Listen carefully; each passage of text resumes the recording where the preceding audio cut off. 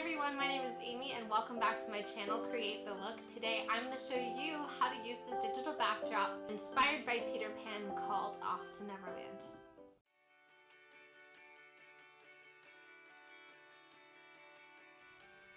Now, I feel like it's important to say whenever it comes to composite imagery, again, there are so many different ways to end up with the same result.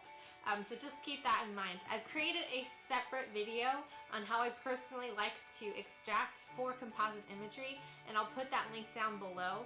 I am not going to be showing it for the sake of time, how I extracted in this video. So please make sure you check that out. If you have any questions, or if you'd like to go back and refresh yourself on how I like to extract, that will be in that video. I feel like it's also important to say that you make sure that you style your kids appropriately for the digital backdrop that you've purchased. Now with this particular backdrop, I created my son's pants out of some extra fabric that I had laying around and vines from Michael's. So it cost me nothing because I had it all laying around. And for my daughter, I had a vintage nightgown that I had, and that was more or less inspired by the 2003 live-action Peter Pan film. So without further ado, here is Off to Neverland.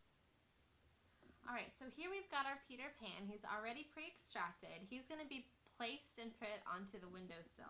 But I'm going to go ahead and show you our Wendy, because I know there's quite a few people out there who don't know how to do images where it looks like the child is flying. There's plenty of ways to do it, but when it comes to toddlers, it can be a little bit trickier. So I found two ways work really, really well. If you watched the video when it came to how I extract for images, you saw that I use blue fabric from Joann's. It's super cheap, super inexpensive. If you have older kids, I suggest stretching that out on the floor and then posing them on the floor from above, and then it'll be really, really easy to make it look like they're flying. Now for toddlers, the easiest way to get it to work is by having somebody safely place them up in the air. I'll show you the example here so you can see what I did. Alright, so this will go down to our original. I'm not going to show you the face of my sister who so kindly helped me out because, well, when you're lugging a kid in the air for about 20 minutes, it's not going to look good. So we basically just had her popping up in the air until she was laughing. I used this particular shot because of the angle. I love the way that the light hit her hair, so that's why we're using this particular shot. So basically from here, I went ahead and just filled in the rest of her dress. Just by using the clone stamp tool and by using another image where I had her standing up straight without anybody holding her. So I just literally filled in those gaps. Super easy, super simple. Go ahead and place her into our digital backdrop, and I'll make sure she's down to scale. So again, if you press your shift button while you're doing this down, it's going to make sure she stays exactly the way she should.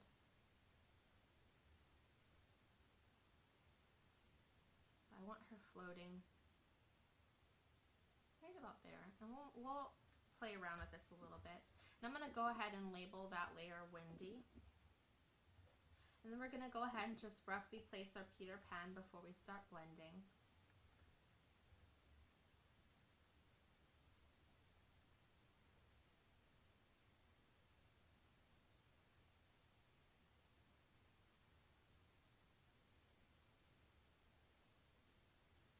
Just roughly. So there we go. We're going to make him look like he's a little more solid on that edge in just a minute. So since he's a little bit smaller, I'm going to go ahead and make her a little bit smaller.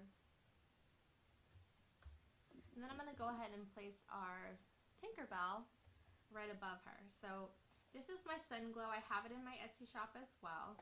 And I use this in pretty much every image I create. So let's see.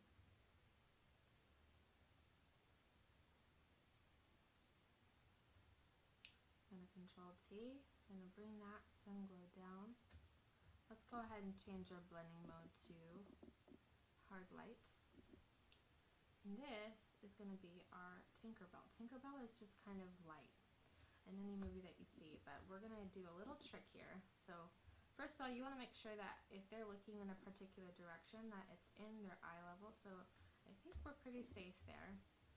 And what I'm going to go ahead and do is I'm going to take my dodge tool over here, and about 30 30%, 29% exposure. I'm just going to bring in a little bit of details of what a fairy would be.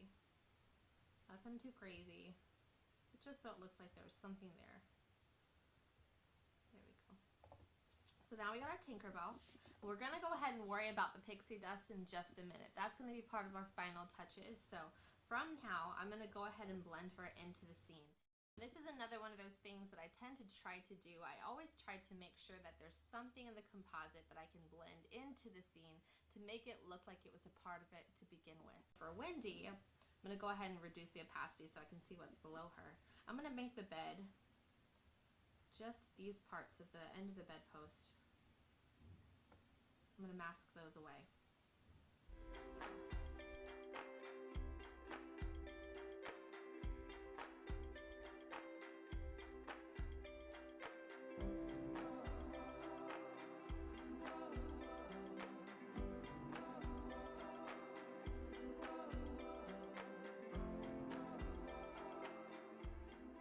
So she is placed roughly. We'll go ahead and fix all these like miscolorings and that sort of thing in just a minute. Right now we're concentrating on placing them so that they work, and then we'll work on blending them.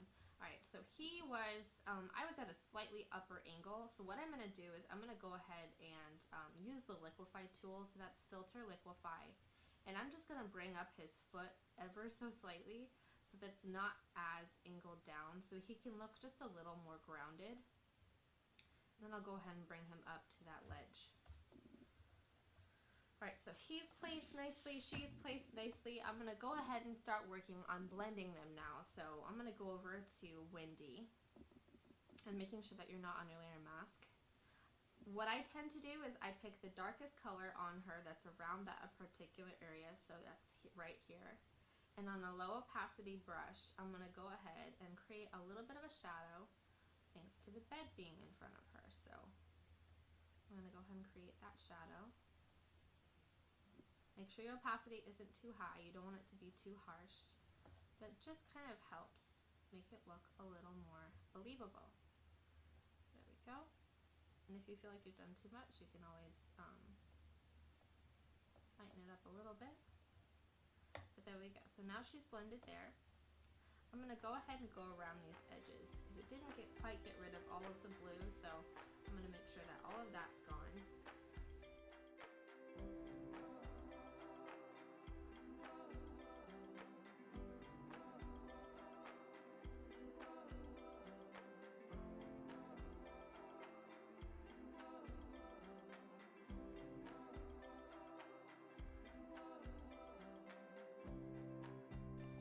Alright, so since we have her here, another thing to keep in mind whenever doing composite imagery is make sure that you are very aware of where the light is coming from. So she's got a light behind her here, which makes sense that her feet are lit.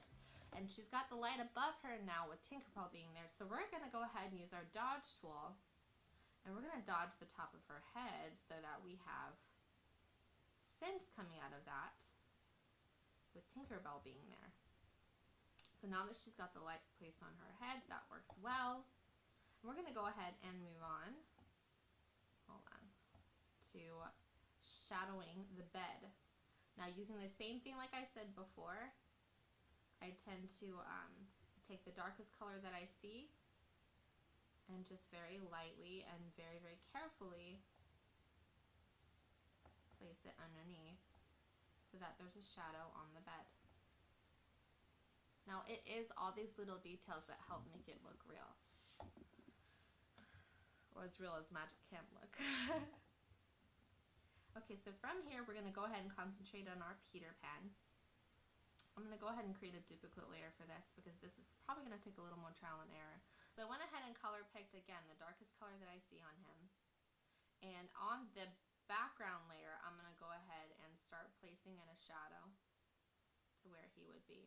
Now, Peter Pan is a little bit of a different subject because technically he doesn't even have to have his shadow attached because his shadow had its own personality going on. But for the sake of this, I'm going to make him have his shadow. Alright, and I'm going to go ahead and go on his layer, pick up the color from here, and again on a very low opacity, paint that over his feet. we're going to go ahead and move on to our pixie dust. So this is my pixie dust overlay that I have. Now changing this to screen, sorry, hard light, I'm going to go ahead and start placing our pixie dust.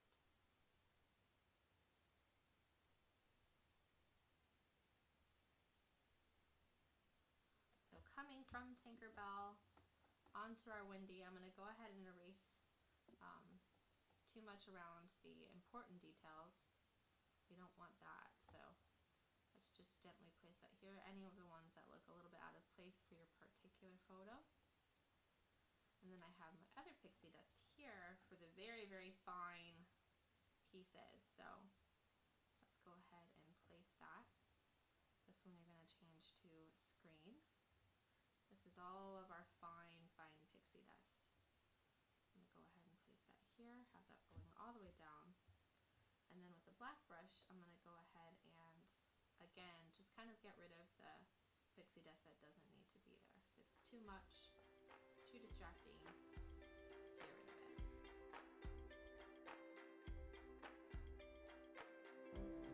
Now we've got our pixie dust on her. We've got things pretty well blended. One of my rule of thumbs is that you always do at least one kind of edit over the entire image as a whole. So now that they're placed, we've got our pixie dust, we've got the light where it should be coming from. I'm going to go ahead and flatten my image. I'm going to create a duplicate layer, and I'm going to go into Image, Adjustments, Exposure, bring down the exposure, bring up the offset, bring up the gamma, create a layer mask. And with a light brush, just gonna do some minor adjustments. Now I love that it had a pretty blue hue in a lot of the images. It was like very dramatic between warm and dark and all that good stuff. So I'm gonna go ahead and add a warming filter to the whole image. And then I'm gonna add a cooling filter and have that just around the outer edges. So I'm going to go ahead and use that layer mask. Mask it away from my subjects and things like the light.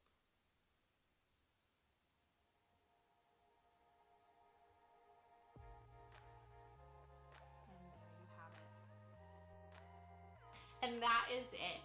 If you would like to give this a try, I've left the link in the description box below of the digital backdrop so you can give it a go. If you have and you've edited and you've done it all, I want to see it. Please use the hashtag #CreateTheLook.